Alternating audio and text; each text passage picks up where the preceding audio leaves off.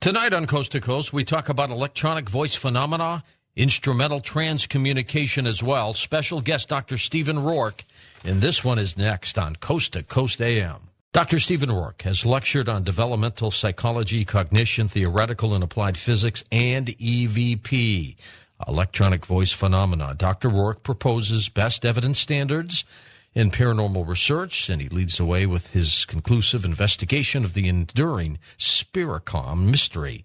Dr. Stephen Rorke has advocated for nearly a decade that the role of science should be to investigate the unexplained, not explained the uninvestigated. I like that, Stephen. I like that indeed. How are you? Great, George. Good to be here. You too. Tell me a little bit about your background beyond just what I went through. Well, I have an academic background. I've got experience as a professor of physics for Loyola College, instructed Masters of Science courses at the university level. I've got undergraduate, graduate, and doctoral degrees, and I'm currently pursuing postdoctoral research in the cognitive sciences, which only kind of sort of overlaps with this side interest that we're presenting this evening. I've lectured on EVP itself, but also developmental psychology and cognition and theoretical and applied physics. So these most recent studies have brought that academic acumen really to bear upon the EVP ITC mystery and its claims of best evidence in the form of Spiricom. Now, how did a scientist who deals with hard science get involved in the supernatural end of things? In a roundabout way, it's one of these very serendipitous things. As a child, I had found a book on my grandfather's bookshelf, and reading it as a child, it had these wild claims, and I assumed that this book had to be a work of fiction. And it was, in fact, the book by Peter Bander called Voices from the Tapes, Recordings from the Other World. And so it's about the EVP phenomenon, and it's got these strange characters like Dr. Konstantin Raudova having thousands of documented examples of anomalous voices on tape. The nod from the Catholic Church giving approval in stark contrast to disapproval to things like Ouija boards. The Catholic Church in this book was giving the nod to mediumship of the tape recorder.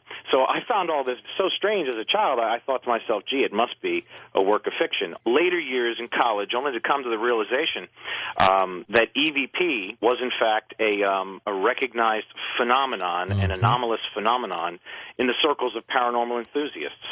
So you decided, as you got into the degreed end of things and then into your life work, you're going to investigate this stuff. Yeah, because, a person is only given two choices, essentially, when we do the side picking. It's very intellectually dishonest to either completely dismiss something because it seems outlandish, right? So much of the world is until it's fully understood. And it's equally intellectually dishonest to simply agree with something because it comports with your worldview.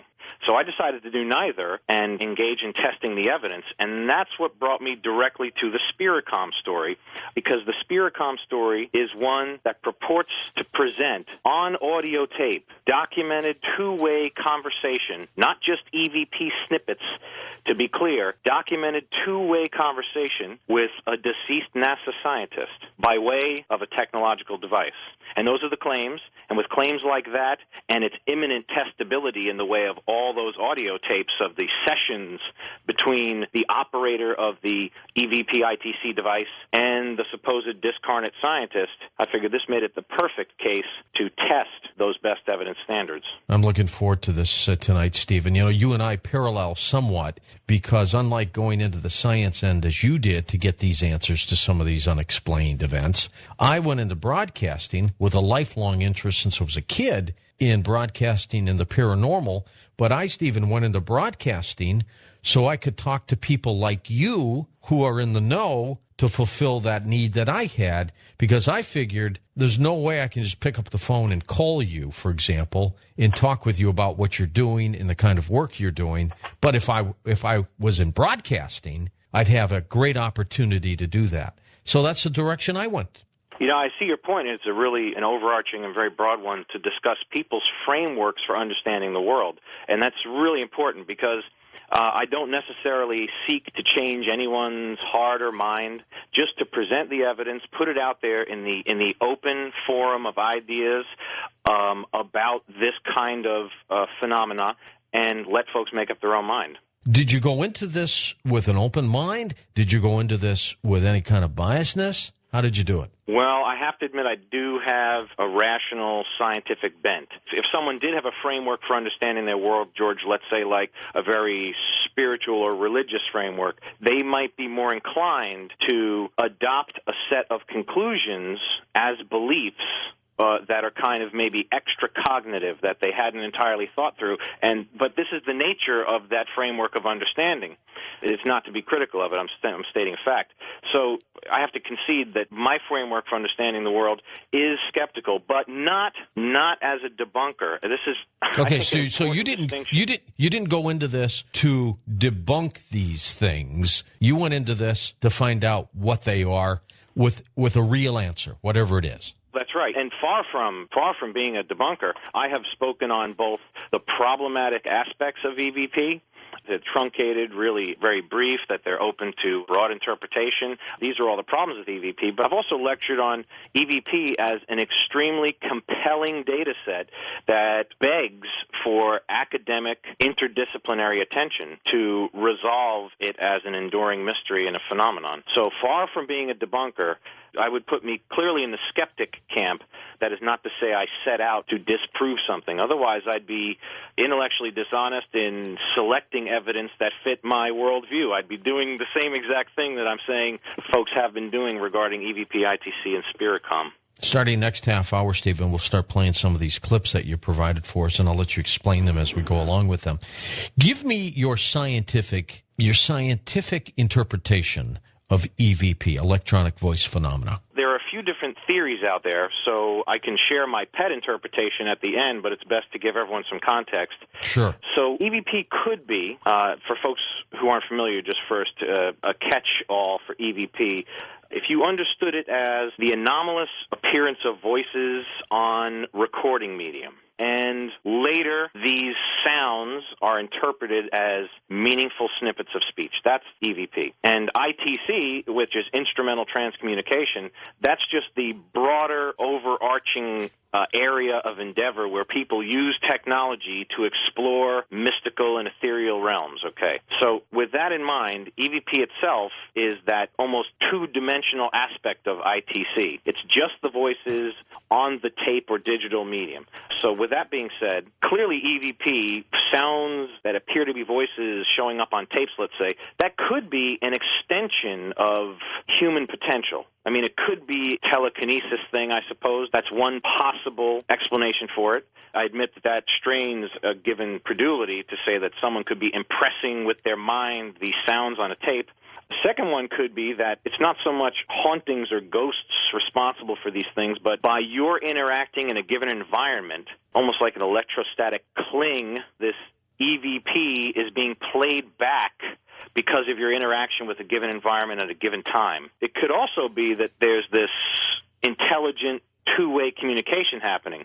And Coast has had some folks on like Brendan Cook from GIS, and they appear to be getting, probably from, as a direct result of their sheer number of EVPs, they have a variety in their data set that shows apparent interaction.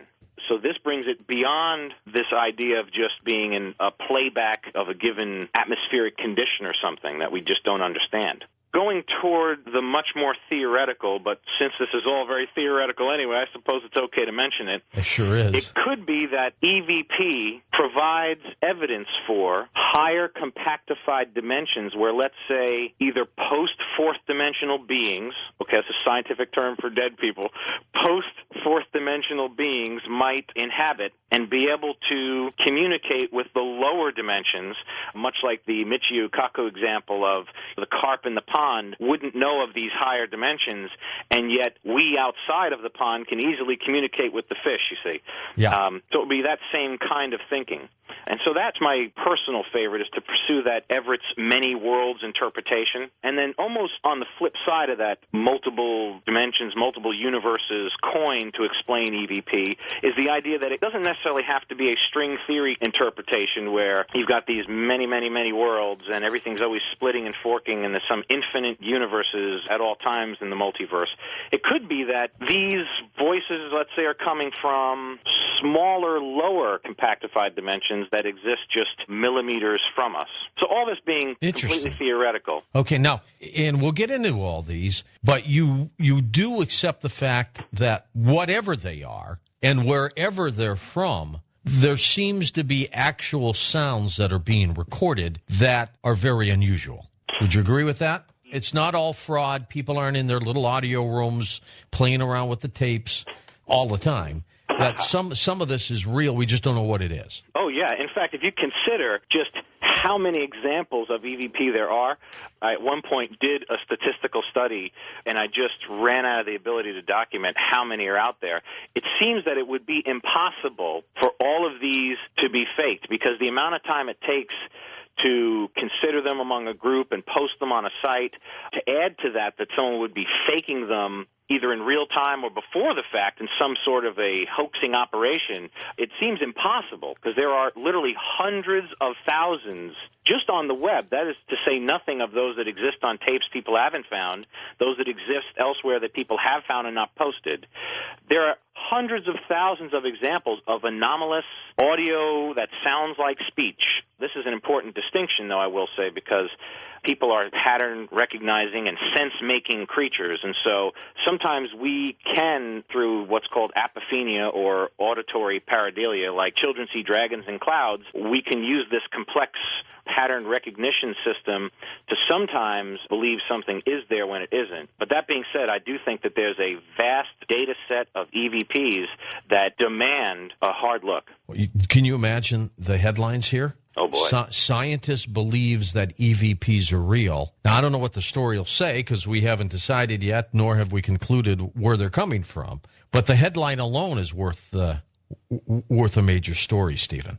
That's really wild you brought that up, because that kind of headline reminds me, you've heard the Edison story, right? About the Edison attempt to communicate with Yes, I know he was trying to develop a machine for that, yes. Right, and that's a great example of how a headline, and just what you picked up on, how a headline can fuel a mythos that underrides a story that might have reality to it, but the mythology ends up becoming the story. Yes. We could address that Scientific American article where it's framed as Edison's attempt to communicate with the dead.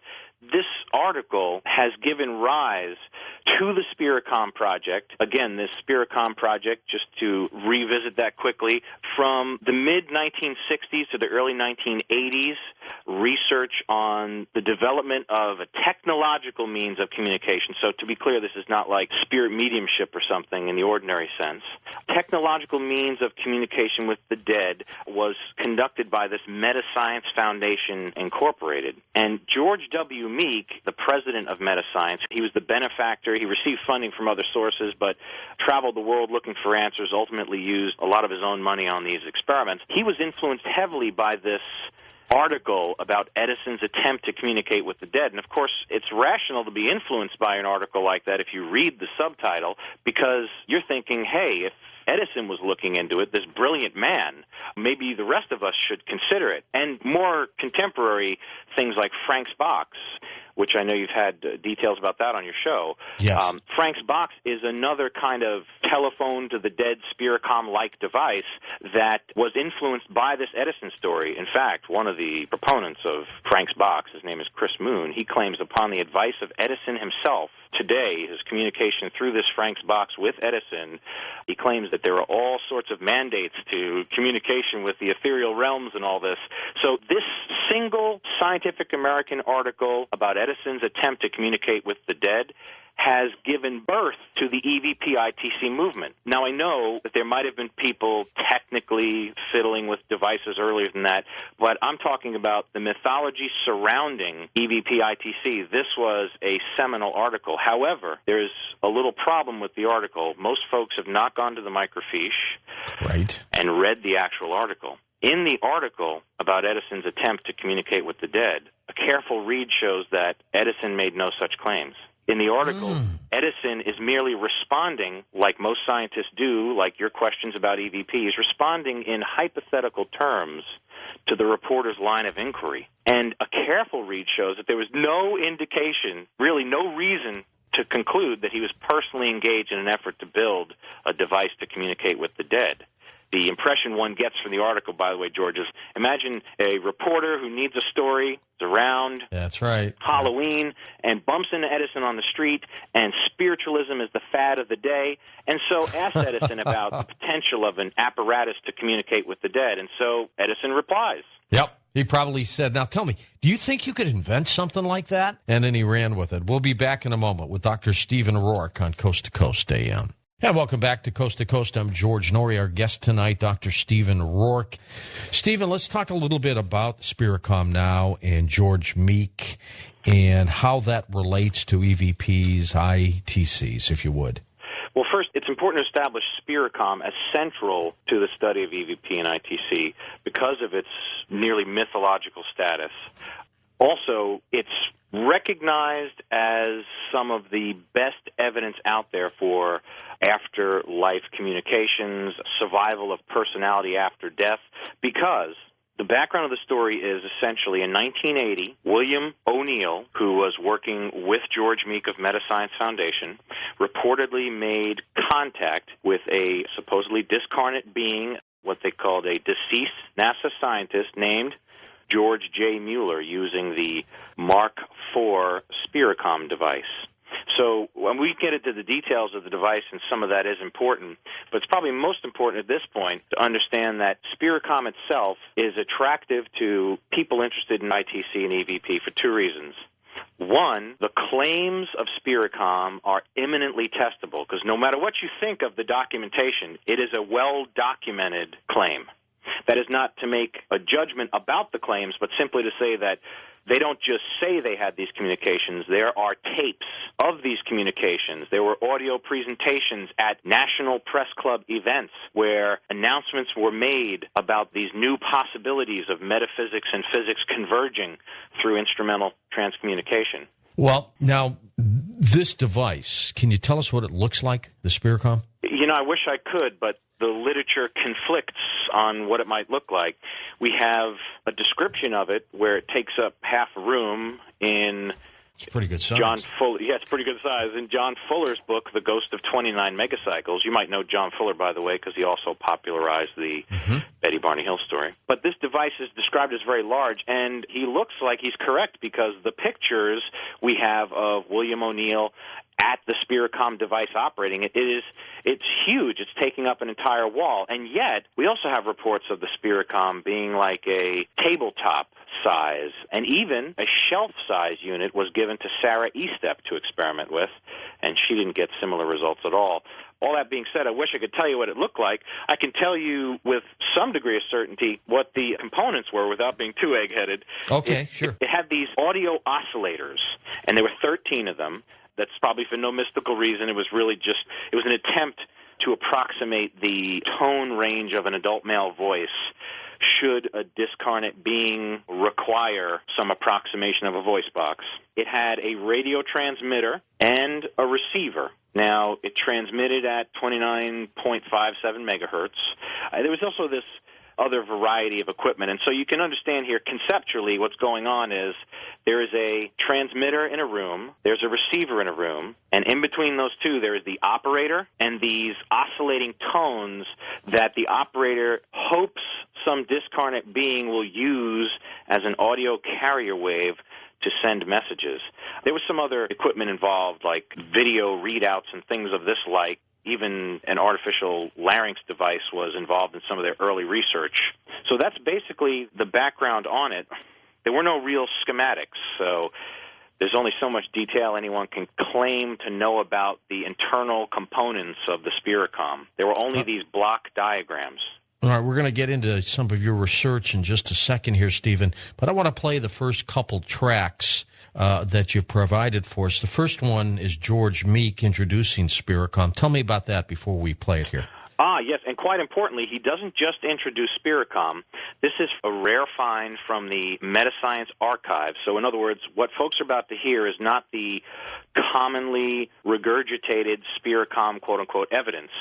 This is brand new evidence from a documentary George Meek participated in where he not only introduces conceptually what the Spiricom device was, but also introduces the discarnate scientist, introduces him as Dr. Mueller. And then after we know more about Dr. Mueller, claiming he's a NASA scientist with folks working under him at the space program, the track immediately following that will then provide actual audio evidence given to us by the Metascience organization purporting to be two-way communication with the dead.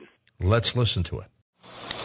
In 1981, my colleague William O'Neill and I had more than 20 hours of two-way voice communication with the American scientist, Dr. George Jeffries Mueller. When we talked to Dr. Mueller via electronic equipment in 1981, he had died and been buried 14 years earlier. Yet it was Dr. Mueller's astral or etheric body with which we were talking. His superb mind, memory banks, personality, and soul were just as alive as when he had been directing a large staff of scientists in the U.S. space program. Boy, these old cuts are classics, Stephen, aren't they? Oh, they really are. It gives you the feel for being back then and how these claims must have appeared to people and how they must have both elicited, I guess, some degree of laughter, maybe even anger from the scientific community, and some excitement from the paranormal enthusiasts at the time. Okay, now track 2, which we'll listen to, this is a Spiricom promotional tape, I guess, right? Well, yes. Now, I want you to imagine this press club event in 1982. This is the Washington Press Club, and he has a panel of scientific experts with him from his Metascience Foundation. And part of the press kit, in addition to a transcript of the entirety of a presentation, is also an audio presentation where George Meek wove together with his narration some of the more interesting EVP ITC audio clips. Now, mind you, this tape was a 90-minute cassette, and since we're not really going to play the whole 90 minutes, this is about 1 minute long. It'll give you a flavor of the entirety of the cassette with a really good example of the William O'Neill Spiricom George Mueller audio. Okay. It was our great good luck to come into contact with a scientist among the so-called dead who identified himself as Dr. George Jeffries Mueller. He told us where we could find a copy of his death certificate issued in 1967. He told us his Social Security number, and he told us intimate details of his life and scholastic activities at the University of Wisconsin and Cornell University, his instructorship in physics at Cornell, and his top-level jobs in government and industry. His photograph and biographical data are given in our publication entitled Spiricom. William, I think that's much better right there, William.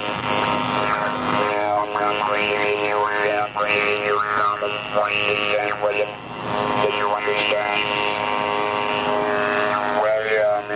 Yes, sir, I understood, Doctor. Very well.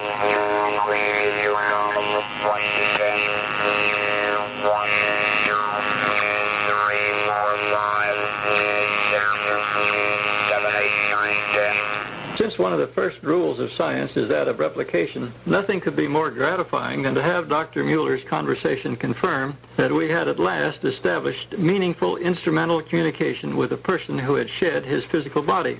Now, Steve, that sounds like someone who had a larynx problem, and they're talking with one of those little voice apparatuses that they hold up to their throat and Adam's apple. Ah, you are not the first person to say that, but good ear. In fact, there's a Fate magazine article, going back a ways, the first folks to look into the veracity of these claims at the evidential level with the audio was a Dr. David Rivers, speech language expert, a linguist and speech pathologist, who was an expert in these sort of devices, you know, the post-laryngectomy folks who needed these devices. He was on the cutting edge at the time. And when he was asked to take a look, or I should say a listen, to these Spiricom audio clips, his conclusion was the same as yours. It sounded a lot like an electrolarynx. Now, only later did we come to learn through my investigation that in the rough draft of the Spiricom manual, on page 30, it mentions, briefly in passing, that Metascience itself was in possession of an artificial larynx, an electrolarynx device.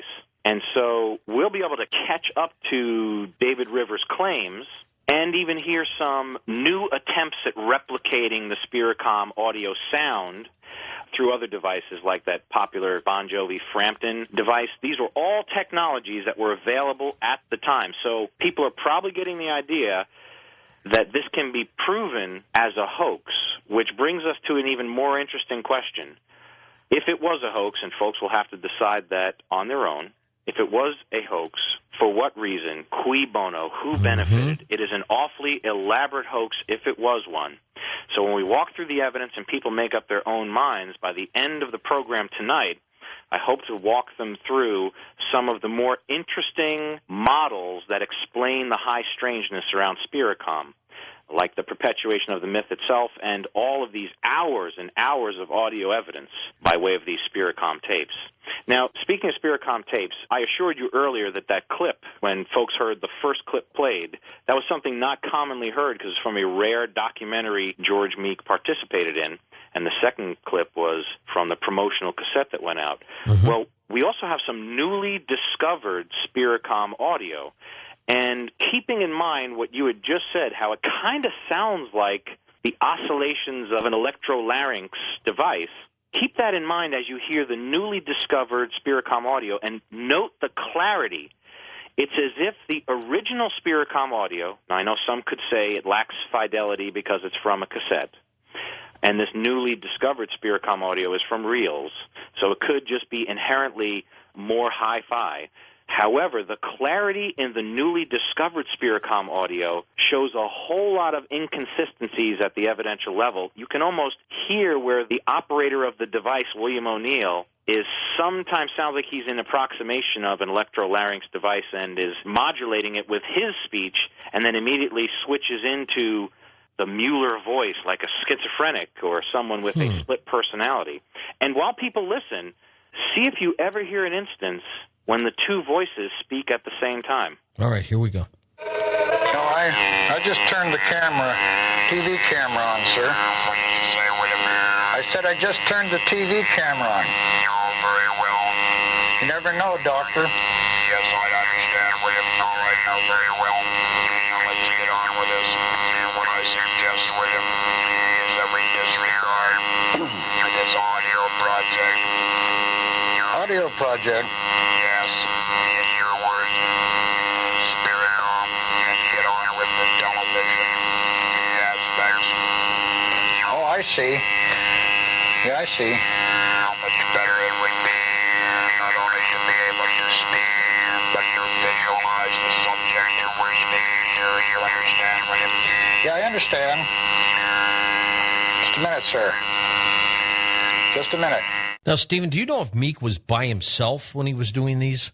Well, actually, that was William O'Neill, the operator That was O'Neill, of the okay. Spiricom device. And you are correct. He was alone while performing these sessions with the supposedly deceased NASA scientist, Dr. George Jeffries Mueller. So you're correct in your immediate suspicion. If he were alone while doing this, it brings to question some of the veracity of the claims. However, there are videotapes of O'Neill performing these sessions. I mean, there are also hours and hours of videotape where he's at the device and the oscillators are going and the 13 tones are resonating in the room and nothing occurs for hours and hours. But it's punctuated by these instances where he's at the device, apparently tuning, fine-tuning through intuition, his self-proclaimed psychic abilities, and the instructions of Dr. Mueller. But wouldn't you know it, his back is always to the camera. All right, now tell me a little bit, in the moments we have remaining here this hour, about your research. How do you conduct it? What are you looking at? Well, I took a primary source documentation approach. It was mentioned earlier how if Spiricom is an enduring mystery, it's important to look at it in an interdisciplinary way. First, you must look at it evidentially and try to bring some standards of research. Instead of just dismissing it offhand or accepting it blindly, bring some testability to it. So a big part of what science is replication, and, of course, even to the point of falsification, which isn't to insinuate that you put fake evidence in as real evidence. What I'm saying by falsifying is you attempt to reproduce something with the technology of the day, thereby coming to a conclusion if it could have been faked. And so That's a big part of the research. There was a huge biographical background piece, so who were the players? What was the mental status of the main Spiricom players? Was there a real Dr. Mueller? You know, these are all important questions that needed to come to bear upon the enduring Spiricom mystery. But with your investigating, and you said the plans are out, that this thing was almost as big as a room. Is there anybody out there now, besides Frank's box, developing any kind of incredible technology to allow us to do what we need to do to communicate with the dead? Well, this is what they claim to do, and honestly, I don't know how. Because if they're making Spiricom-like devices, they're basing it on a black box technology, and to make matters worse, the fact that there's no technological transparency to the device itself, because all that's out there is block diagrams, which basically show nothing in the way of electronic circuitry. To make matters worse, the Metascience Foundation itself, in 1985, this is years after they had very little success with the Spiricom. Eventually, they stopped having these sessions. We're going to take this break, and we're going to come right back. Let me ask you about that when we come back. Plus, we've got many more Spiricom tapes here that we want to play. Wait till you hear some of the new Spiricom audio clips we're going to play later on this hour. Our guest is Dr. Stephen Rorke, and we'll be back with him more and talk to him about his research on Coast to Coast AM. Stephen, what would these individuals who are working with Spiricom, what would they gain to create fraud? I mean, were they making money on this? What were they doing? Therein lies the rational need for just a step-by-step research approach that this current investigation has run through. First, I mean, the recognition of a mystery, the formulation of models or hypotheses to explain it, gathering new facts, new documentation like you've just heard, even experimentation on our own to attempt to reproduce those sounds that were found on the Spiricom tape, and then continue to form new hypotheses to try to account for the continued high strangeness in the story. So ultimately, I think it comes down to motivation, and this requires multiple models to explain it. I don't, let's say, have a pet theory about it, but I can tell you that there was the potential for a monetary motive, even though the materials were never patented, copyrighted, or trademarked. So it seems a little incongruous to the listener, I understand, when they say, well, wait a second, this stuff was free and was offered up to researchers. How could there have possibly been a monetary motive? That's a really good question, but if you look just past the mythology of Spiricom into some of the primary source documents, you find that the Metascience Foundation had an operating budget that I can document for at least 2 years. Now, I cannot speak for the rest of the years from primary source documentation, but I have a memorandum from the internal files of Metascience that states they had an operational budget of $250,000 per year, and this is 1980 money, 1980, 1981 That's huge money. That was all, what, donations? Well, therein lies some of the mystery, the continued mystery of Spiricom, because, George, $250,000 doesn't explain, it doesn't come close to explaining the expenditures on a modified sideband radio, which is basically what Spiricom was in the end. And once you make it, your expenses generally should stop. And maybe even a profit motive is there, because in Alexander McCrae's book, EVP in New Dimensions, McCrae was an intimate of George Meek's, and George Meek visited McCrae on the Isle of Skye, and McCrae recounts his receiving a flyer for a Spiricom for sale by the Metascience Research Foundation for $10,000. Well, we will open up the phone lines later tonight, and maybe someone out there has one of these things. That would be cool. And in fact, I'm going to have to save this for later, but I can even tell folks where the actual Spiricom device is. This is one of the enduring mysteries involved in Spiricom is, hey, if it was real in any sense, Rorke, where is the stuff today? Was it absconded through some covert intelligence operation to hide it from us? And no, I know where it is, but I do believe there are potential psychological operation models that might apply to some of the high strangeness around this, just some of the high strangeness being this money issue we've just raised. Okay, the players again, George Meek, he was the developer of Spiricom. Essentially, right? Yes. He was the the benefactor to William O'Neill, who developed the Spiricom. Now, the Spiricom itself, Mark IV, indicates that there must have been Marks 1 through 3, and there were other versions of the Spiricom device. But essentially, the one that purportedly yielded the greatest success, these 20 hours plus of conversations with a supposedly deceased NASA scientist, those were with the Mark IV device. So in a way, you could say that Meek also developed Spiricom in a way. But the Mark IV was almost entirely William O'Neill's creation, a self-proclaimed psychic medium and offbeat mystic who intuitively would guide himself through the creation of technological devices to communicate with otherworldly realms. All right. In Mueller, was the alleged spirit voice contacted? Was he the only voice they contacted? No, and this is very interesting. It leads to a question about William O'Neill. William O'Neill communicated through the early Mark IV, like the prototypical Spiricom. He communicated with a Doc Nick. He communicated with another individual named Frank Ingstrom, who was supposedly from circa 1800s in Virginia. Now, there are some inconsistencies which are glaring. We won't hear the Ingstrom audio tonight because it's just so grating, and O'Neill's voice is so distant because it's so prototypical in its recording and performance. But it's interesting to note that Fred and Doc were communicated with supposedly before Dr. George Jeffreys Mueller, a deceased NASA scientist. And the reason I say it's interesting is because you remember earlier I made what might have seemed like an unfair characterization of William O'Neill as a schizophrenic.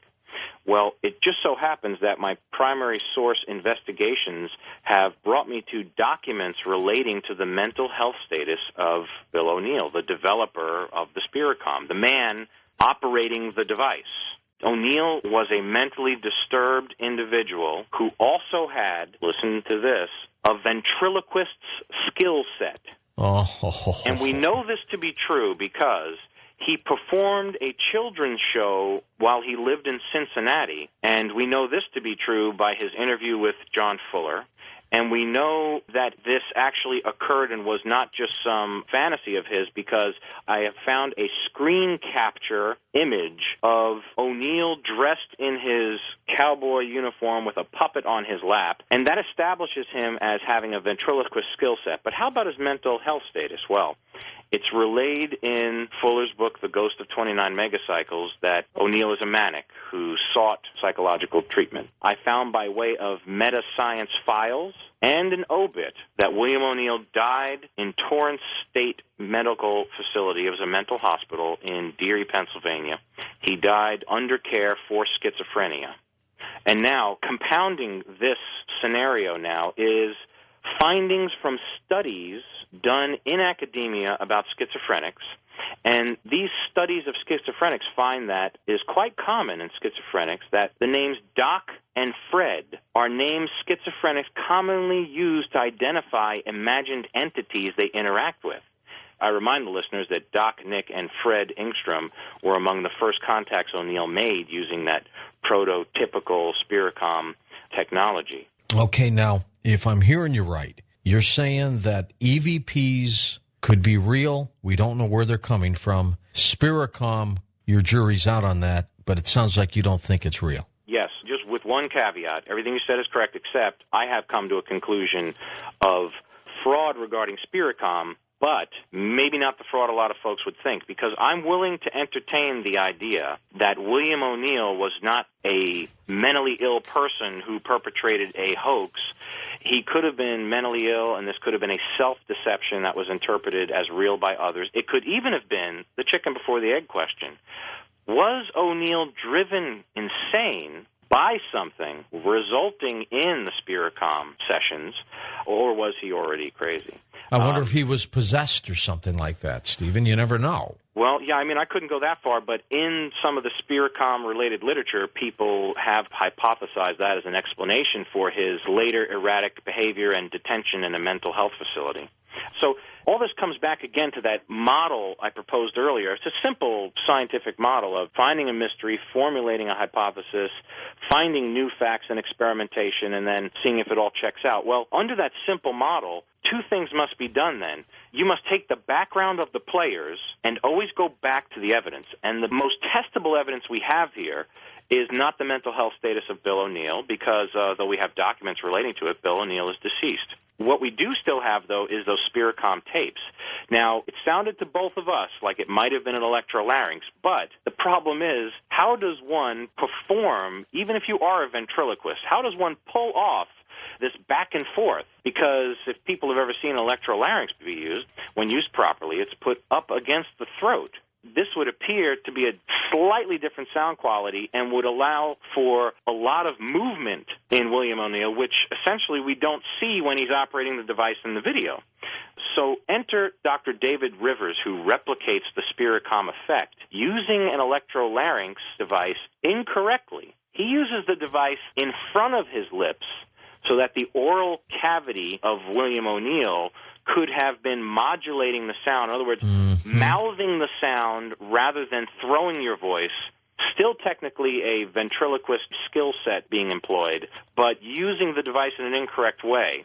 And boy, is Rivers' audio compelling. It sounds, I mean, the listeners have to make their minds up themselves, but it sounds a lot like the Spiricom device. Let's listen to it. Now, I'm going to read a brief passage for you with the electrolarynx held in front of my lips.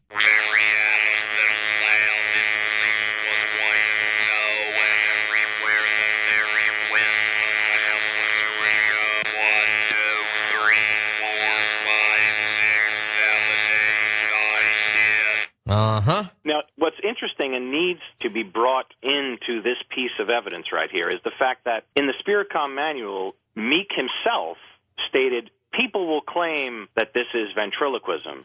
So this was either a subtle knowing that he came out and stated as to take this disconfirming piece of evidence away from debunkers, a kind of preservation of beliefs. We know Meeks knew all about O'Neill's ventriloquism mastery. He knew all about that because O'Neill had told him about this many times in his, he recounts it in his own books, in fact, George Meek. Also, what needs to be brought to bear upon this is a reminder that while you may Google the Spiricom manual, the technical manual, not in every manual out there, but in the manual I have, the first printing on page 30, it states that the Metascience organization was in possession of an electrolarynx device. Uh-huh. Now, how are we to say, though, that O'Neill possessed the device? Well, there's two ways to do that. One is to either say David Rivers lays out such a compelling comparison as to say, hey, this has got to be it, it's case closed. You could also go to the modern-day current president of Metascience. He was bequeathed the mantle by George Meek himself, and he's the head of Metascience. His name is Thomas Pratt. And Thomas Pratt has relayed to me that part of the manifest, part of the actual components and electronic equipment he has in a facility housing all the old Spiricom devices is an electrolarynx. But someone could still argue, listening to that the quality is not quite exact. So is there anything else? Is there any other technology of the day that might approximate that Spiricom sound that might have been, let's say, a little less cost prohibitive? I mean, after all, it could be that O'Neill did not possess the electrolarynx device that George Meek conceded to having in his possession as early as 1979 as part of the Metascience equipment. So a much cheaper device that could almost replicate the same Spiricom sound is found in an old talk box. People know it from the Peter Frampton songs and things like this. It's often called a Frampton device. So in 2006, I contracted a producer to create a Spiricom effect. This was an open-ended challenge, and again, this is science, testing the falsifiability of evidence. I simply sent Tim Loud. And he was a producer, right? Yes, a producer with a variety of vintage equipment, okay? I sent him just a few Spiricom clips and said, if you were in 1980, how would you recreate this sound? So he had no context for this beyond what he was hearing. And in fact, he conceded that he thought it might have been ham radio except for the Frampton device-like sound effect. And so we have now a way to triangulate, a way to explain through multiple technologies of the day, and this current one being a little bit cheaper. You could have gotten a talk box in 1980 for about $100 from a music store. The track you're about to play is actually a very contemporary confirmation of David Rivers' findings except Dr. Rivers was using electrolarynx. Okay, we'll hear this one now. William, I think that's much better right there, William. Now, William, did you understand? Very well. I will give you a number from 1 to 10. 1, 2, 3, 4, 5, 6, 7, 8, 9, 10. One moment, William. Very well, then.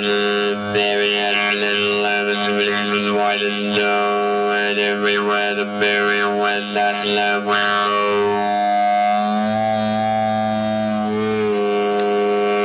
Play that back for me, William. We're going to play some other tracks when we come back from the break. Now, you know what?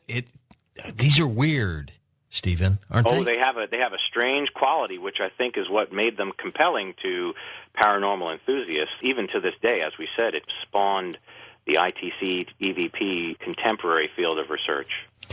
You know what? I was going to say I'm dying to find out some more conclusions about your EVP, but I don't want to end up on any of your voice tracks. Oh no! Don't invite any of that. No, not at all. You know, what would be great though, George, is when we come back, people can hear a compare-contrast, a side-by-side, clip after clip analysis of the Spiricom O'Neill-Mueller interaction, the David Rivers, Dr. Rivers audio larynx, and the Tim Loud Frampton device, a side-by-side of them saying the same things, and they can judge if they're not so close as to give a means by which these could have been falsified, so we might want to consider them as a hoax.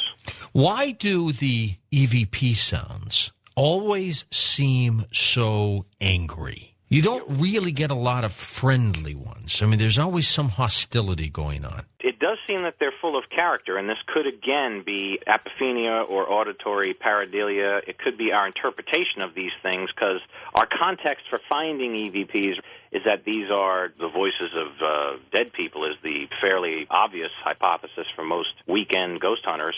So the expectation to be fulfilled is that it might be some malevolent spirit. Okay, back with more of your research, Stephen Rorke, and more of these incredible tracks when we come right back on Coast to Coast AM. Let's listen to some of the rest of these tracks, Stephen, while we have time remaining this half hour.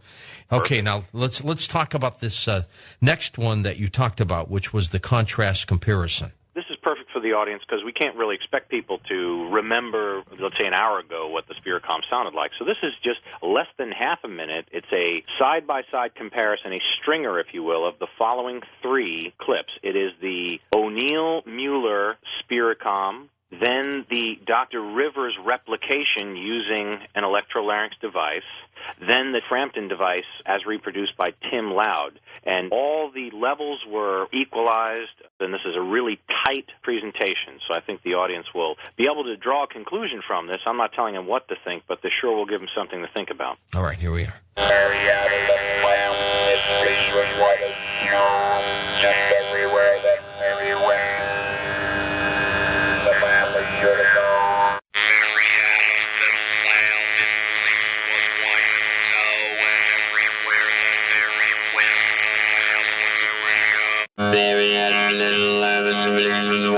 snow, and everywhere the berry went, that lemon. They're all pretty close. Yeah, they are. In other words, if it's not one, the electrolarynx, it could have been the other device of its day, the Frampton device, available at guitar stores at the time.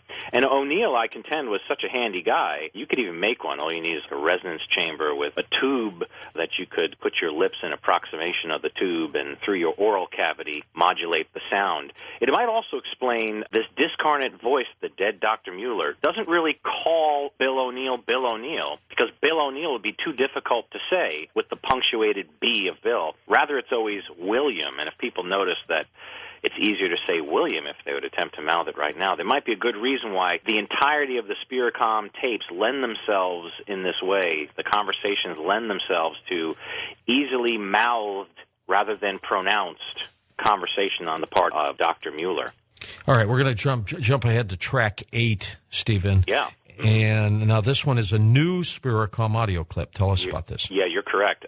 This is an example of how the higher fidelity, newly discovered Spiricom audio reveals so much more about what was going on in that lab with William O'Neill. You'll be able to hear, because of its high fidelity, you'll be able to hear where William O'Neill's voice and Mueller's voice complete each other's sentences, and instead of it being drowned out by the background noise, the clarity of this recording allows you to hear clearly what sounded like a mistake by a ventriloquist, not some psychic, discarnate voice completing the sentence of a live man.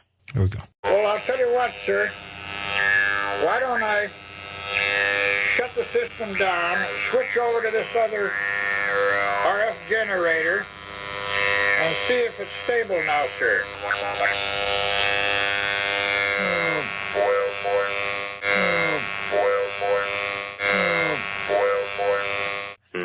He's talking to Mueller as if he's still alive. Yeah, he sure is. And this, of course, is part of the Spiricom mythos, is that there's a lab in a post-fourth dimensional existence, and these technicians are giving real-time help to create equipment to communicate with them. This is all part of the mythology around Spiricom that contributes to the modern-day ITC mythology.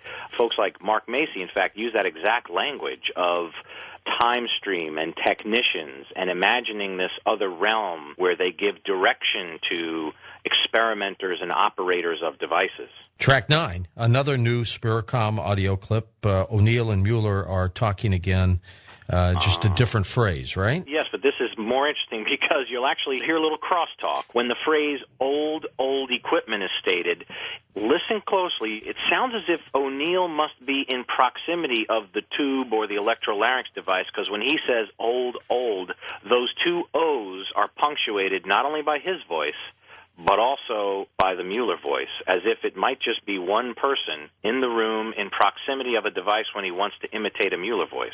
Okay. Yes, sir. Let's get on with it. Well, as I mentioned, sir, I'm going to shut this equipment down, change from this old equipment, as we call it, to this RF generator.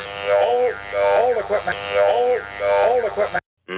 You know, to me, Stephen, listening to O'Neill, it sounds like an old guy who may or may not be whacked out, who is having fun doing what he's doing, and it sounds like he believes what he's doing. And that's part of, at one level, what made it convincing for so many paranormal enthusiasts is that compelling part of it. It's clearly what he considers to be He's serious. A serious endeavor. Although I must state, it's been recounted in the literature that the nature of the conversations is so trite. That's one problem almost everyone has with it. George, if you had the opportunity to speak with someone that you truly believe to be dead, you wouldn't be having these ad nauseum conversations about tuning the dials and what diode to change. No, I'd want to talk to my father's father, my grandfather, whom I never met. He died before I was born.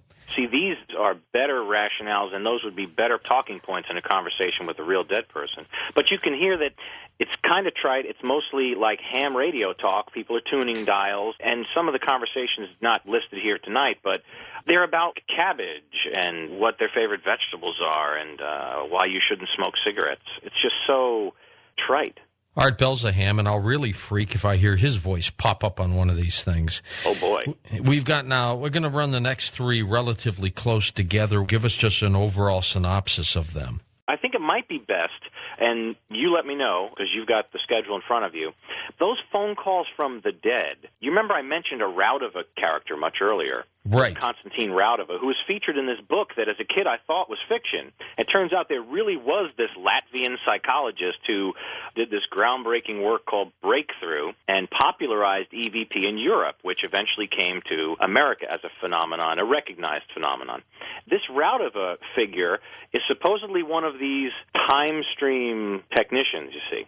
And he actually had the opportunity to make a phone call from the dead. This is the alleged phone call from the dead. So Raudova calls Meek, Raudova calls others and leaves messages to triangulate his existence as proof. And it's very interesting that the nature of the phone calls is, again, not particularly insightful. And the calls we can play actually paint a picture of a power grab within the paranormal community rather than a legitimate concern from some deceased entity. So we could actually state before we play those the context by way of seeing more about who Meek and O'Neill were, who could have influenced these calls to be made, because there's actually a strange NASA mind control connection to all of this. And it is not straining. It can be documented. It's your call. We could go with them now and then fill in some of the blanks afterwards. Okay, let's play the first one here. Morning, this is George Meek. This is Konstantin Raudiver. George, my friend, at last we succeeded in contacting you.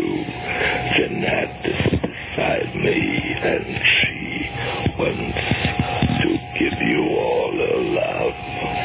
This is Konstantin Raudiver. This is the first contact you get from us. This is the first bridge we succeeded to build to the States.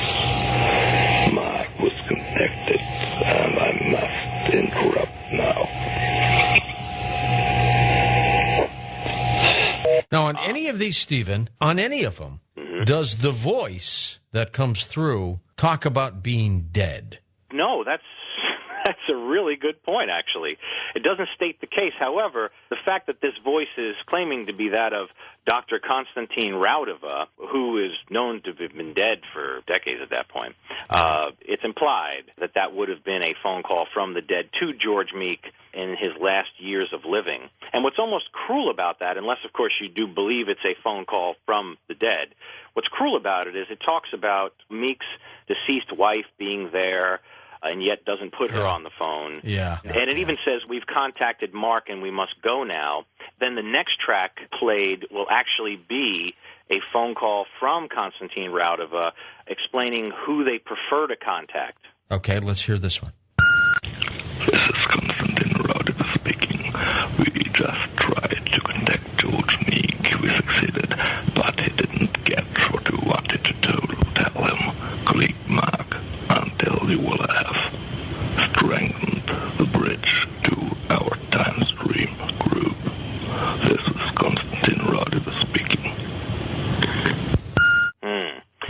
So you can hear the entire point of that call after the George Meek call was essentially to paint a picture of, we called George Meek, time stream, Konstantin Raudova has called George Meek, and we had to go because the connection wasn't strong enough.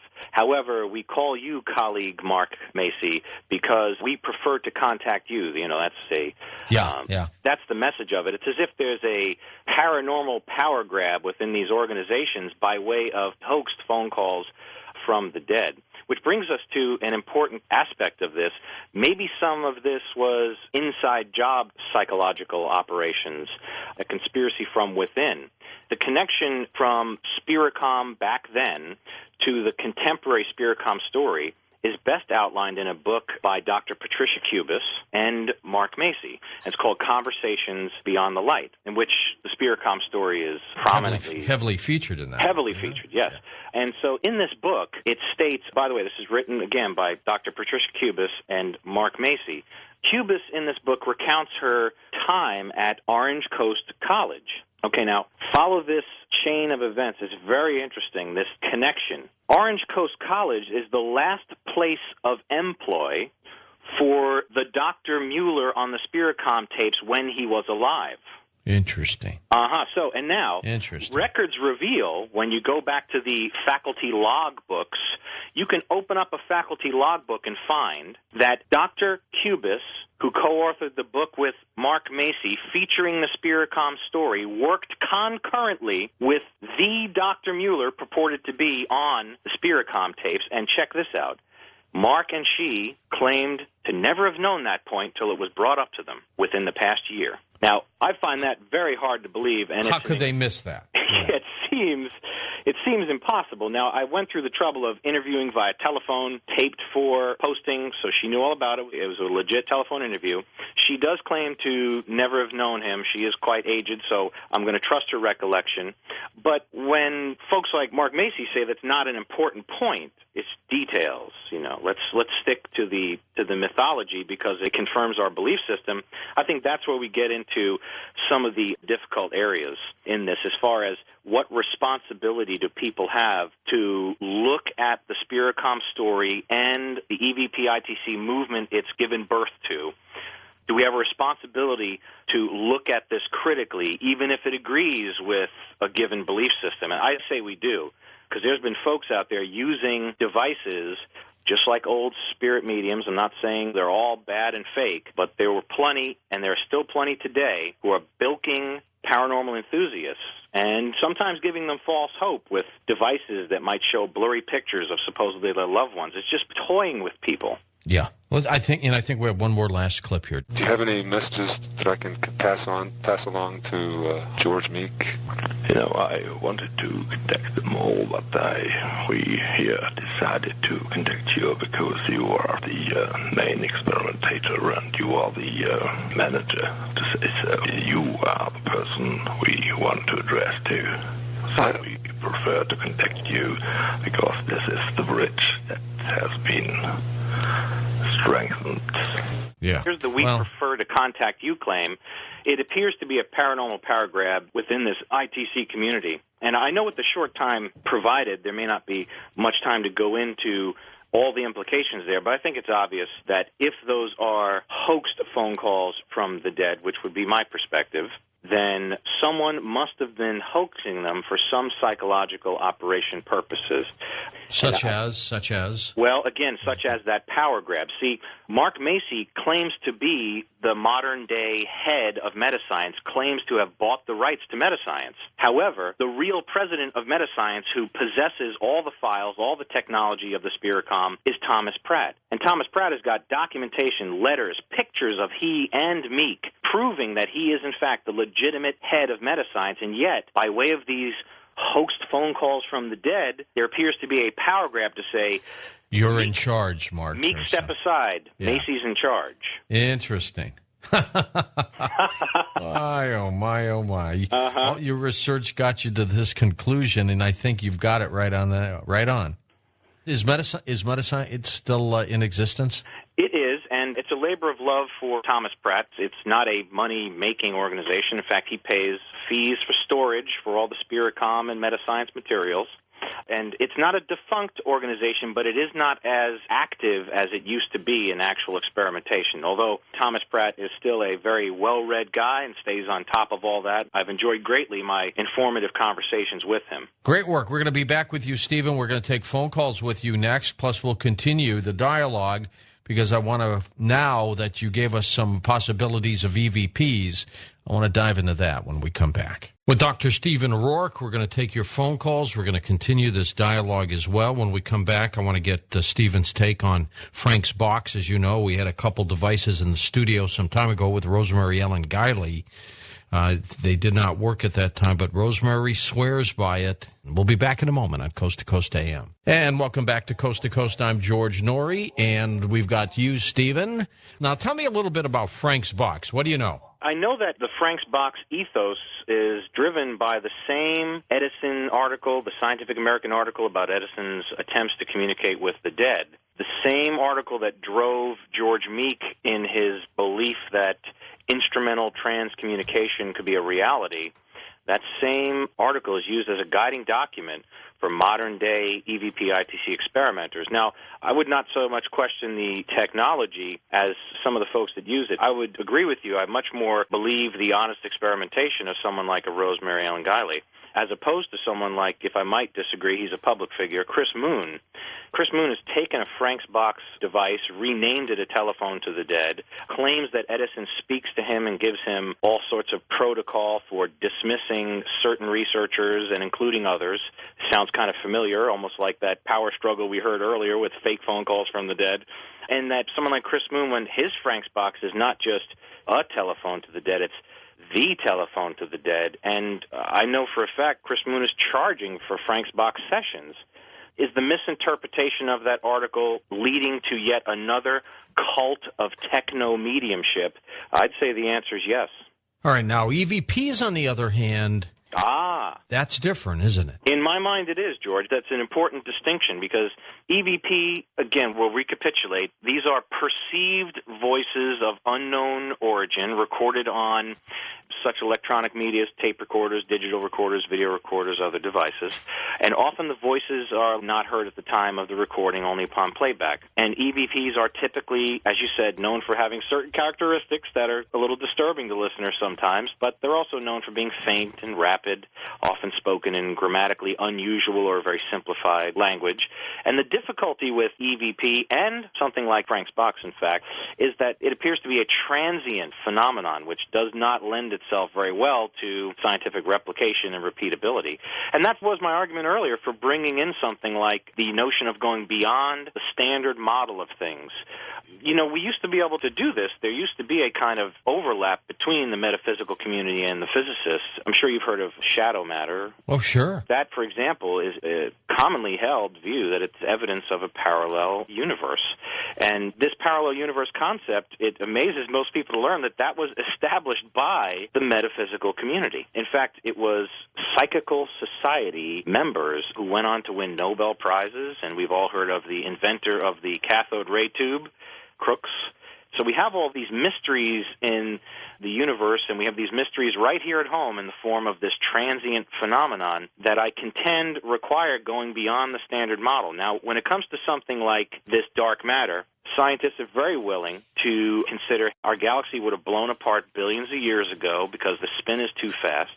But what holds our own Milky Way galaxy together is this sphere of dark matter which surrounds it. It weighs 10 times more than our galaxy.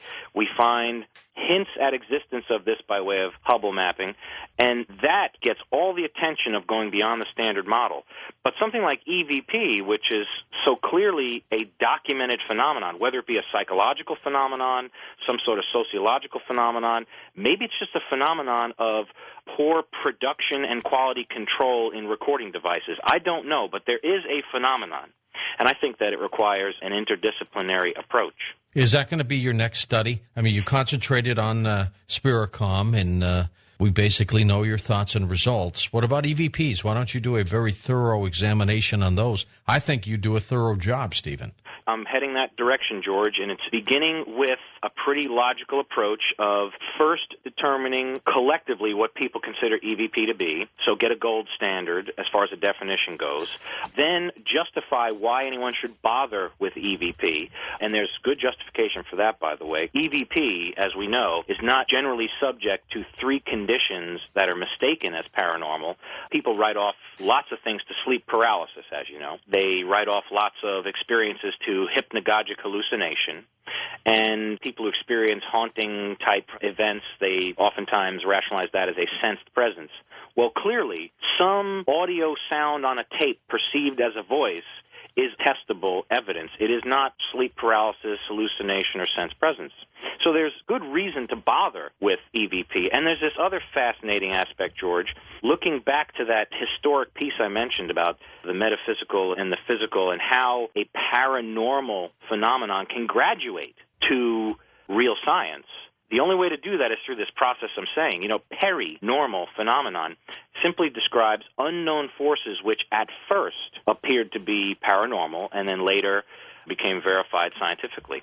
Because peri means in the vicinity of, whereas para is quite the opposite. It means above, beyond, and unexplainable. Well, you know all about examples of paranormal phenomenon. We don't think them strange. And maybe someday we'll think the same about EVP. Here's an example, a modern example of a paranormal phenomenon, EMF. You know, at one time, EMF was debatable from a scientific perspective, but was later proven to be real. And in fact, it's obviously currently accepted by the scientific community. And so the idea is, and here's some of the new thinking I'm bringing to the field, George, maybe what we're dealing with in EVPs is a measurability problem. Because EMFs, until they were detectable, were not justifiable as an actual phenomenon. So maybe we need, in fact, more serious approaches to ITC, Spiricom-like devices, but that means we need to be highly critical of those who claim to have made them. Otherwise, they'll be deconstructed and set everything back instead of forward. Interesting. Let's take some calls here and continue our dialogue, Stephen. Let's go to Indianapolis, east of the Rockies. Mark, go ahead. You're on with us. Hi, how you doing this evening? Great. It's a pretty interesting program. I'm getting a kick out of it tonight. I'm typically a skeptic when it comes to the whole spooks in the ether thing.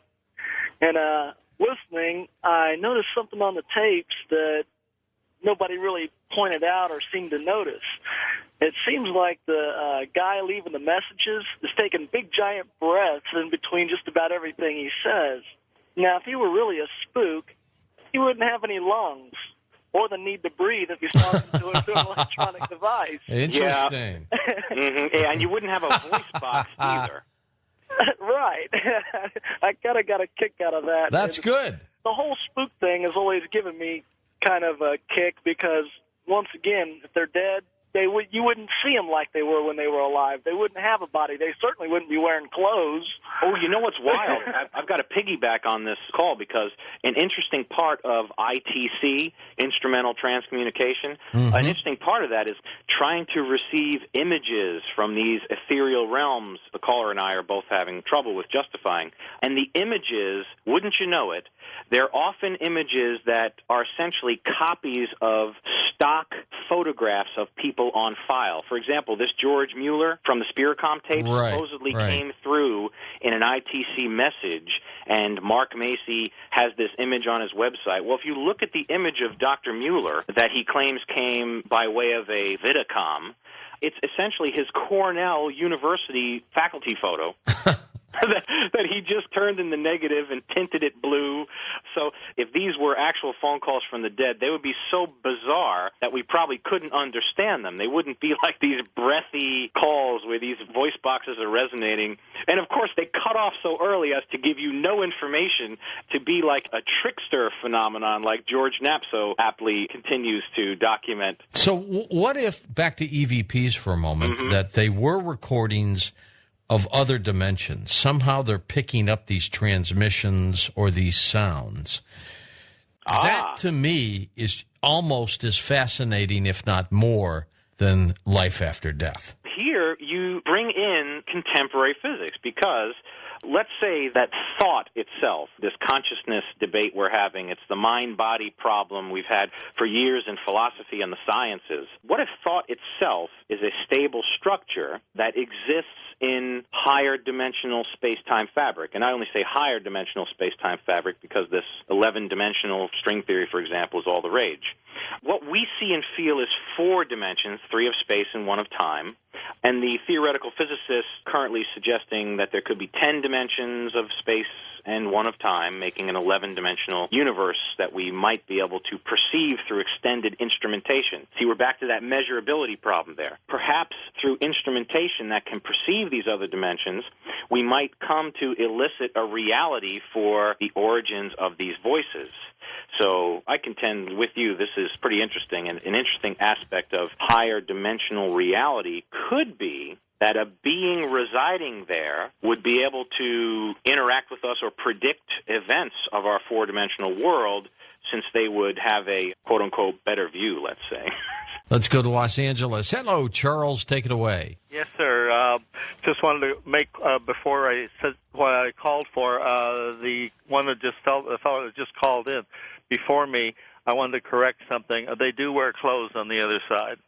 If they've made their ascension, they look very, very beautiful or handsome. But the elderly gentleman, whether he's telling the truth about what happened or not, I just wanted to let you know.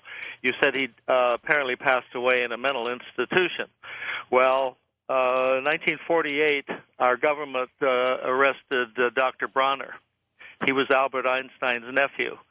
And in those days, they signed one doctor could sign a short Doyle method, and boom, they could send you up to Alaska in a few days' time. And you're supposed to get a trial within 3 days. He was there for 2 weeks and nothing, and they wouldn't let him use the bathroom or anything. And so they wrote all kinds of garbage on his report. Anyway, the night before, he finally found someone that would make arrangements, for a hearing for him. And the night before, they came in and gave him a shot that would make you incoherent, so you couldn't speak. This was in 1948. Why were they after him? He, among other things, he kept the fluoride out of our water for years.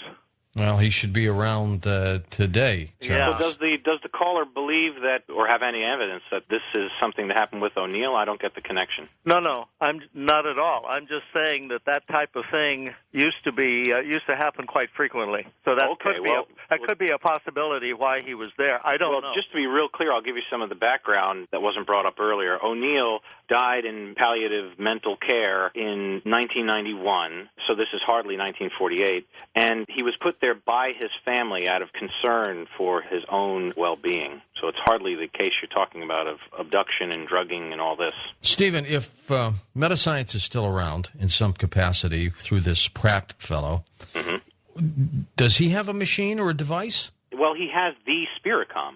He's got the one. He's got the Spiricom, and he's brought it back to operational levels. I believe it only took a few vacuum tube replacements, and I am quoting when I say it is one of his objectives to someday give Dr. Mueller his voice back. However, at the same time, and not to paint him as a conflicted character, he shares some of the concerns about Spiricom while also saying he would like to be open-minded enough to attempt to give Dr. Mueller his voice back. You trust him? We're friendly via telephone. I trust his mental health status, if that's what you're asking. He is a well-read individual, and he's always willing to consider, and here's why I trust his habit of mind when it comes to considering these things. He's always willing to consider all potential explanations. So he's willing to consider that, hey, none of this was real, and maybe this was some kind of inside job, some kind of psychological operation by an insider, or he's willing to go past where I stand and consider even that this was a discarnate NASA scientist. Let's go to Rochester, New York, and we've got you, Greg. Go ahead, Greg. How you doing? I just got a quick question. The gentleman before you also made a comment about the breaths, and that was my first question. Yeah. But the next one is, do these people ever describe what the other side looks like, and do they compare in descriptions? Well, yeah, I know what you mean. Is there an internal consistency to the descriptions of these otherworldly realms? Exactly. Yeah, I have looked at that, and that's only connected to this research by way of one Mark Macy, who has this entire meticulously constructed fantasy about a Marduk with a different physics, and these Mardukian beings share a description of the heavenly realms of this Marduk. Honestly, I have to say that there is no given internal intrinsic consistency, and I think a lot of the evidence is just plain hokey. That's my opinion. People can look into it, and they can believe what they'd like, but I think some of what is claimed about the beyond by the likes of the current time stream adherents, Mark Macy et al., I think it's certifiable. How will you set up a study for EVPs when you start to do that? So first, you must eliminate the mundane explanations and then go to the arcane explanations. So I would essentially eliminate things like potential cross-modulation, maybe do a sub-study, a literature review, and a study itself on apophenia. Apophenia, by the way, I know I mentioned it about an hour ago. I should remind folks, is the spontaneous perception of connections and meaningfulness of unrelated phenomenon. So some sound on a tape, your brain conceivably could make sense of it to the point where you say, in context, I believe that to be the voice of my grandmother, let's say. Even though it's not. Right. This would be the thinking behind apophenia. Stephen, let's take final calls when we come right back on Coast to Coast AM. Back to EVPs for a second, if we can, Stephen. If we rule out fraud in many of these cases where people are honestly out there trying to get sounds, then we have one heck of a phenomena, don't we? Then you've got to come to the essential questions of how, not necessarily why. I think folks get hung up on the why. You can ask, where do these voices come from? Do they come from our own subconsciousness? Are they spiritual in nature? Do they transmit from other dimensions of reality by some means? The same way physicists currently contend gravity, the inexplicable weakness of gravity might be explained by way of its stretching across so many extra dimensions. Are they the voices of the dead? I'd say some of those questions are not within my purview. I don't approach this as a spiritist. But to answer your question, you'd have to eliminate the fraud, as you said, through a specific way. And that's why I hope to influence, if I have any influence at all, hope to influence paranormal enthusiasts. You can't really call them researchers unless their behavior comports with the scientific method. I've been proposing since 2005 best evidence standards, and I'm not selling anything. There is not a single PayPal button on the entire site. Yeah, that sounds good. Back to the calls we go. We'll go to David in California, first-time caller. Go ahead, David. Hey, George, how you doing? Good, thank you. All right. Hey, I just wanted to give you a little anecdote about this, these pranks boxes and stuff that Sure. I was looking it up on YouTube, you know, just interested in hearing the EVPs, whatever, and I saw the little thumbnail of a thing, how to build a Frank's box, right? And I go, I have that radio. It's a little Radio Shack radio, so I'm thinking, oh, I'll make one of these. And I watched it, and I put a thing together, and so I hooked it up to my, hooked it all up and recorded it real quick and just, threw out like, hey, does anybody here want to talk? But I felt stupid saying it, just skeptically asked it and recorded some static and then played it on my computer on a wave program or whatever and played it a little slower and tried to get rid of some static. And I hear, save me, like real faint in the background. And I played it to my individual roommates, and they said, oh, yeah. I hear that too, kind of, but what the hell are you doing? This and that. And so my friend that I was living with, he actually bought the house off of an old widowed lady, and that's all I knew.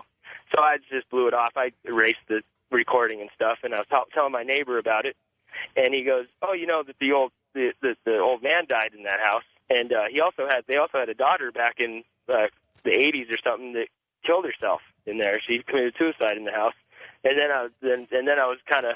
Then now I'm convinced again. Yeah. If I could just comment on that, it seems that part of that could be exactly what we were discussing before about the spontaneous perception of meaningfulness in random stimuli. If you heard crackles that approximated vocal utterances of save me, and your expectation being that there might be some paranormal connection by way of this device, and there you've gone and invested in doing it, you at some level would desire results. All of that is problematic to the experimental process, plus all the possibilities for results being accidentally tampered with is really problematic when you start ripping MP3 conversion, changing these EVPs by accidentally adding audio artifacts from filtering, for example, is a common problem. Okay, let's go to Dallas, Texas. Jason, take it away. Hey, Jason. Hi, I've listened to the entire tape at length. And there's times when Dr. Mueller's voice is coming in, when Bill's not even in the room, you hear him come running up the stairs going, oh, doctor, sorry, I wasn't here. And another thing, you talk about him being committed. Okay, if you went to your family saying, hey, I'm talking to dead people through this box, they'd commit you too, I mean, people weren't ready to hear what this thing was talking about.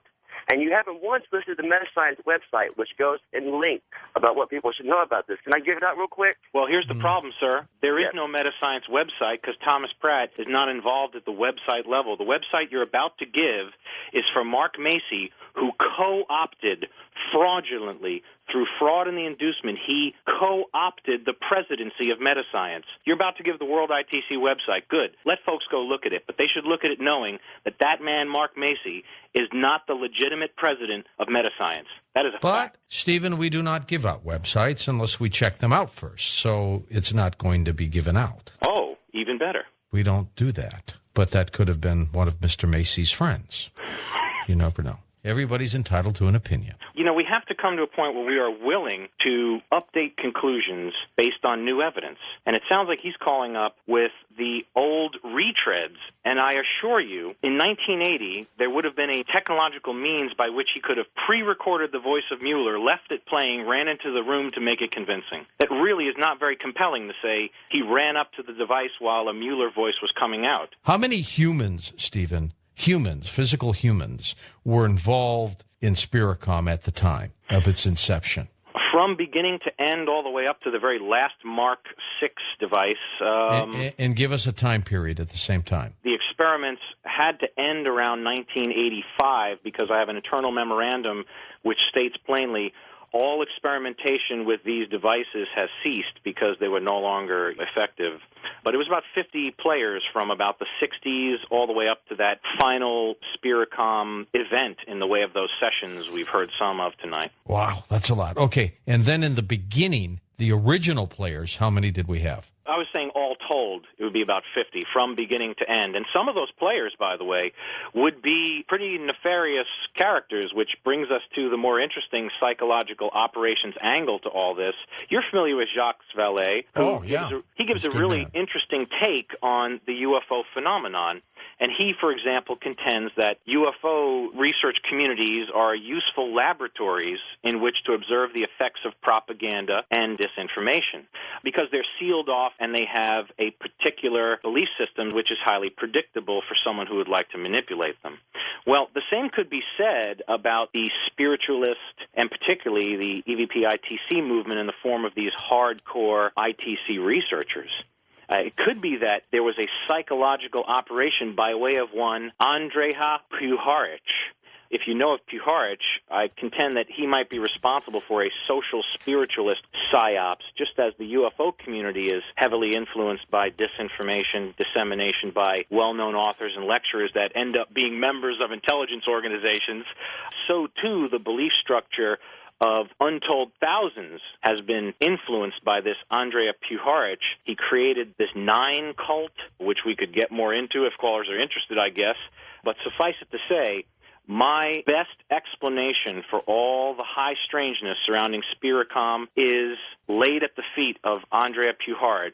I call it the mind controller psychological operation model, where he has been everywhere and touched everyone involved with this story. Puharich visited Konstantin Raudova, the man who popularized EVP. Puharich can be found developing mind control devices that are essentially electronic telepathy, voice-to-skull communications. He can be found psychologically manipulating people in seances where they're supposedly in touch with these 9 ancient gods of Egypt. Puharich can be found involved in MK Ultra and having close ties to Ira Einhorn, the unicorn killer. He can be found having close ties to what was called in Ossing, New York, the Turkey Farm, a CIA nickname for what was essentially a gifted, talented children's camp in which he was performing mental measurements, psychometrics, and remote viewing type experiments with them. Jeez. This is a strange, nefarious dude, and he was an intimate of George Meek and John Fuller, by the way. This guy was everywhere. He was everywhere, George, and he touched everyone involved, but he's a behind-the-scenes player. And it sounds like a manipulator. Clearly, that's my take on him. Now, I know some people have a take on Puharich, which is quite different, but my evidence tends to belie their take. I mean, we have Puharich having a post-war appearance of this group called the Nine. And we wouldn't even talk about the Nine if it had not been for the participation of some of America's most notable families. And some people now check this out. We've got chemical and biological researcher Dr. Lawrence Layton, the father of the only convicted Jonestown murderer, and someone involved in MK Ultra, the mind control program. And the message of the Nine is so similar to the supposed message of these spirits from beyond. There's an incredible amount of overlaps. Let's go to Ray, driving around in Missouri. Hey, Raymond, go ahead. Hi, George. Hello. Got a little bit of an observation about something your guest mentioned earlier, the problem of the transient nature of these EVP phenomena. Okay. If you take the theory of the multiple universes being, multiple infinite bubbles of different universes, well, just like you would have, you had two astronauts in space, you've got vacuum between them. But if they got close enough to where they could put their helmets together, you could have an inductive communication between. And if, say, these different bubble universes brush up against each other, couldn't you be getting an inductive communication from another bubble universe? And it just like the two helmets connecting, it would be muffled, it would be indistinct, possibly hard to understand, which is a lot of the basic phenomenon itself. Theoretically, possibly, yeah. Of course, it truly prove any of that at theorem level, you'd really need to bring to bear upon the mystery, again, theoretical and mathematical frameworks to explain this potential phenomenon. But yeah, I mean, I like your mode of inquiry, let's say. Consider the quantum and the distribution of density of coherent waveforms that might linger between these universes, sure. I took a quick look at Macy's website, and it's weird. Like I said, it almost typifies a peculiar type of psychopathology of a meticulously constructed fantasy that then has adherents coming in flocks. Why people continue to return after considering some of the quote-unquote evidence is beyond me. I don't think he's been on this program before, at least not with me. No, and I believe he was in 1990, I think he was on. That was a long time ago. Would you come on with him again if we got him? Oh, sure. Yeah, and I'm willing to bet he would not come on, but absolutely, I'm laying it on the table now. I'm open to a free and open exchange of ideas and factually based opinions, sure. That would be interesting. Okay, let's go to Las Vegas, Nevada, where I'll be tomorrow. Sean, go ahead, Sean. Hi, George. And Hi. Your guest, Stephen, a very, very interesting show. From the part of the show that I was able to catch, I hear you talking about a device called a Spiricom, and I just say that, you know, from a marketing standpoint, that is such a cool name. And was this product or this item, was it going to be offered at some point for some kind of retail sale? This is before viral marketing, but I agree it's a pretty cool title. It is a good title. We mentioned earlier that Alexander McRae provides evidence that these devices were for sale for $10,000 apiece, but that hardly seems to be the primary motivation, although there was an operational budget of $250,000 per year with 1980s money, and all they have to show for it is essentially some devices that are modified sideband radios. So that in and of itself is quite interesting. It smells like a shell operation of some sort, like a CIA cutout. And that brings back in that whole Hugh Harch piece, this guy who serves as a military officer at the U.S. Army Chemical Center and conducting LSD experiments and building voice-to-skull psychoacoustic devices where he's projecting voices into the minds of these people, you know. So was he doing the same with folks and organizations, bringing them, shepherding them to a given belief system? Was he developing a future spirituality based on occultic principles that could be easily influenced through technology later? I don't know, but those are interesting questions to ask, fraught with implications. True. Okay. Oh, go ahead, Sean. You're still with us. Sure. I mean, it seems very obvious if you're going to have some sort of device that may be able to communicate with the dead, but an obvious control from it would be is to have such a device and be able to range up through the frequencies and actually to be able to hear the thoughts of a living human being. Well, now you've touched on something that has been brought up in the popular literature. It's a really good point. And the whole issue of control in an experiment is very unpopular with the intuitive technology people in ITC.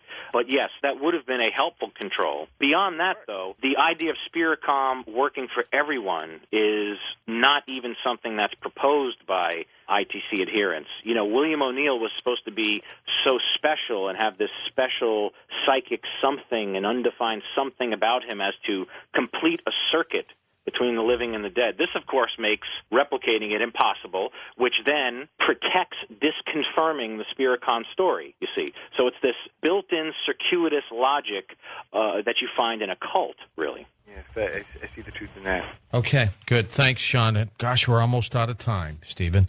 It's clicking by. As a matter of fact, we only have a minute left. So, if folks have any primary source materials related to the case that might disprove what I'm saying, I update my conclusions based upon new evidence.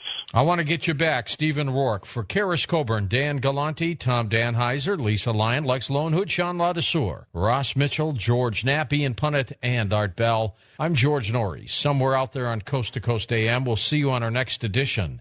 Until then, be safe, everyone.